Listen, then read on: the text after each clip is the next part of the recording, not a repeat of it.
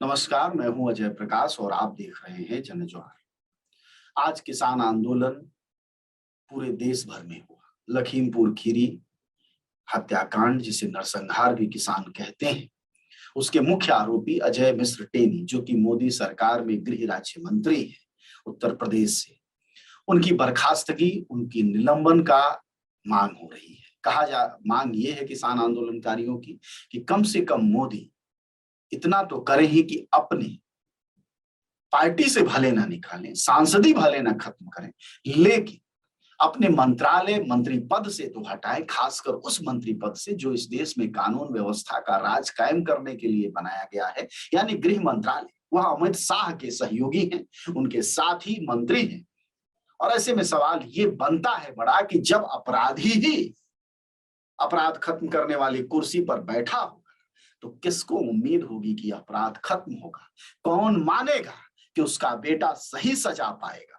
कौन मानेगा कि अजय मिश्र टेनी खुद बेटे की साजिश में शामिल नहीं थे? कौन मानेगा कि अजय मिश्र टेनी को पद पर रहते हुए उत्तर प्रदेश के पुलिस अधिकारियों की इतनी औकात है कि वह कोई सही पूछताछ कर पाएंगे, सही मुकदमे दर्ज कर पाएंगे? इसमें भी संदेह है। और इसी संदेह के मद्देनजर किसान अगर मांग कर रहे हैं कि सबसे पहले न्याय की यह मांग है कि अजय मिश्र टेनी को आप गृह राज्य मंत्री के पद से बर्खास्त करें मोदी जी, तो कोई गलत मांग तो नहीं है। न्याय क्या कहता है आपके हिसाब से?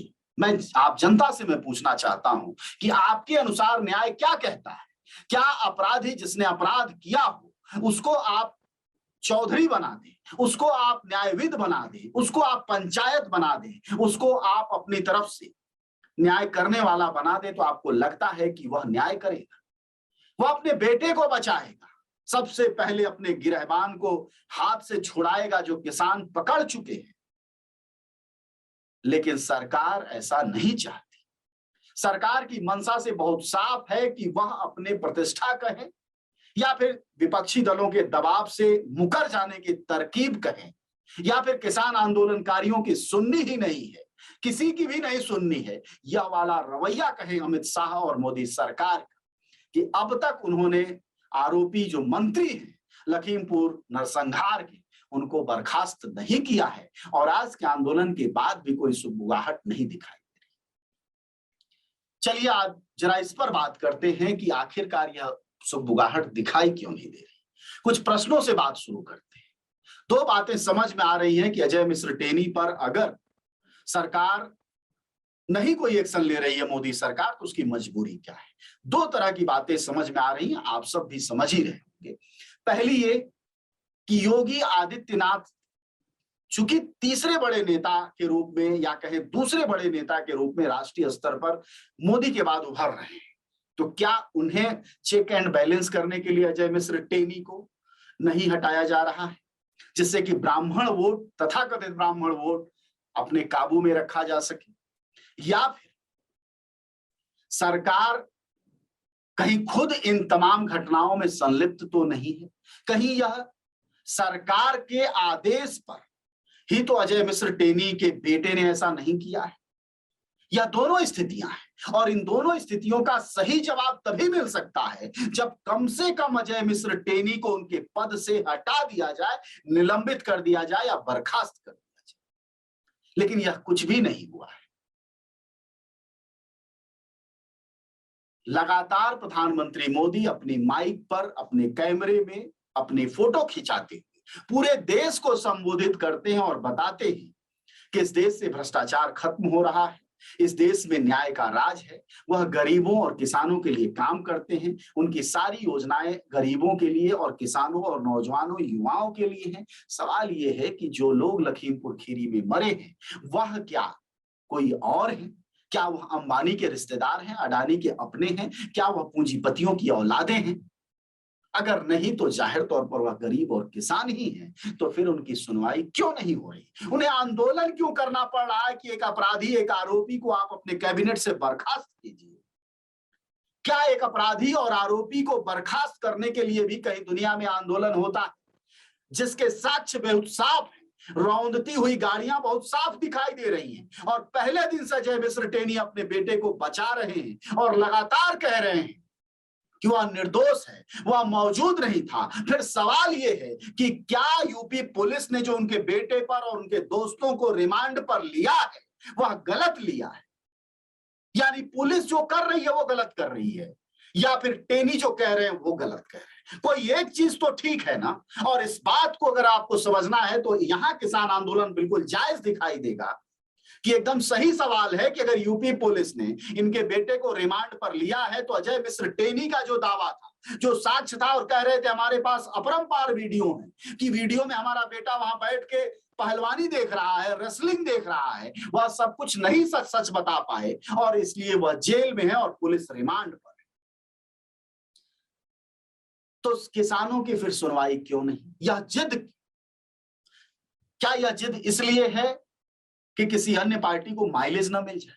तो क्या किसी पार्टी के माइलेज न मिले और मिले के लिए न्याय का गला घोट देगी ये सरकार? टांग देगी सूली पर न्याय की देवी को और सिर्फ अदालतों में घंटा बजाता हुआ जज नजर आएगा? आखिर क्यों किया जा रहा है? यह सवाल आपसे है क्योंकि आप ही जनता है।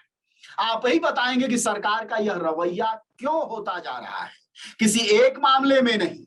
किसानों ने 26 जनवरी से पहले कहा कि हमारी मांगे मानिए, हमें ये मंजूर नहीं है, इसे बदल दीजिए। इन्होंने कहा नहीं बदलेंगे। फिर किसानों ने कहा, फिर आंदोलन किया, फिर आंदोलन किया, तरह तरह आंदोलन किए, धरना दिया, रेल रोका, बस जाम किया, सब किया, सांसदों विधायकों के घर गए, मंत्रालय में गए, वार्ताएं की, प्रदर्शन किए, लेकिन किसी भी कीमत पर सरकार झुकती नजर नहीं आ रही है। इसकी वजह समझनी बहुत जरूरी है।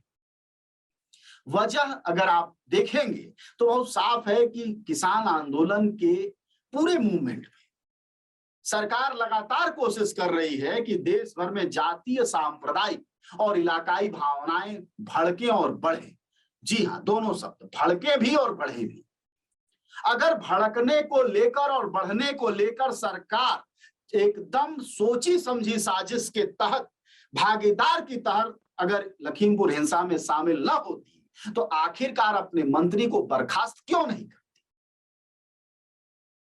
जिस मंत्री के बेटे ने सीधे कुचला गाड़ियों से, वह मौजूद है गाड़ी में, लगातार प्रत्यक्षदर्शी कर रहे हैं, तरह तरह की वीडियो आ गए, कपड़ा बदलने से लेकर घटना के दिन मौजूद होने से लेकर भैया जी गाड़ी में बैठ रहे, सब कुछ आ गया है। और उस अपराधी आरोपी बेटे को लगातार अगर मंत्री बचा रहा है और उसको, मंत्री को बचाने में सरकार लगी है, तो जाहिर तौर पर सरकार भी इन अपराधियों के साथ खड़ी है। और जब किसी देश की सरकार अपराधियों के साथ खड़ी होने लगी, आरोपियों के साथ खड़ी होने लगे, तो फिर जनता को लोकतंत्र के सबसे बड़े हथियार यानी एकता और आंदोलन के हथियार के अलावा रास्ता क्या बचता है?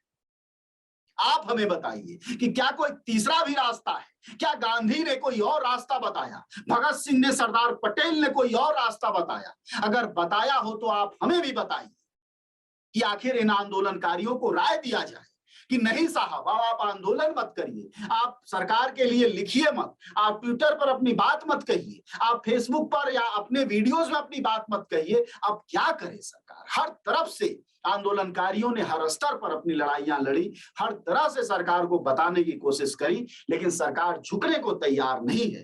लेकिन इस बात को समझना चाहिए सरकार को कि चाहे जितनी भी तानाशाह सरकारें रही हो और जनता चाहे जितनी कमजोर दिखाई दे, आज किसान आंदोलनकारी, हो सकता है सरकार के किसी समझदार ने कहा हो कि वो कमजोर हो रहे हैं, बिखर रहे हैं, लेकिन उन्हें ध्यान देना चाहिए कि एक चिंगारी भी पूरे आग लगाने के लिए काफी है। और उस चिंगारी का इंतजार कम से कम किसी देश की सरकार को नहीं करना चाहिए। यह इंतजार हमेशा साजिशकर्ता करता है, गैंगवार करने वाले लोग करते हैं। कोई सरकार अपनी देश की भलाई चाहने वाली, संप्रभुता की, अपने किसानों की, अपनी संपत्ति की रक्षा चाहने वाली कोई सरकार उस बुरे दिन का इंतजार नहीं करती, बल्कि किसान हो या मजदूर हो, छात्र हो या नौजवान हो, महिलाएं हो, बातें सुनती है, वार्ताएं करती है, बीच का रास्ता निकालती है, क्योंकि सत्ता पर वह उसी की बदौलत बैठी है। और जो किसान आंदोलन कर रहे हैं वो किसी चौथे देश से नहीं आए हैं, बल्कि 2019 में चुनकर प्रधानमंत्री को कुर्सी पर उन्होंने ही बैठाया है। लेकिन इस कदर प्रधानमंत्री भूल जाएंगे इस बात को और अपनी जो नैतिकता है और अपना जो कर्तव्य है उस तक को किनारे और कर देंगे और हाशिए पर डाल देंगे, इसकी उम्मीद तो किसानों को कतई नहीं रही होगी। अब देखना यह है कि आने वाले दिनों में जबकि चुनाव नजदीक आता जा रहा है, अगली रणनीति किसान क्या बनाते हैं। शुक्रिया आप सबका। न गोदी मीडिया न विरोधी मीडिया, न इसकी मीडिया न उसकी मीडिया, हम हैं जनता की मीडिया जनज्वार। जनज्वार की हर खबर को जन जन तक पहुंचाने के लिए फेसबुक पेज को फॉलो करें, शेयर करें।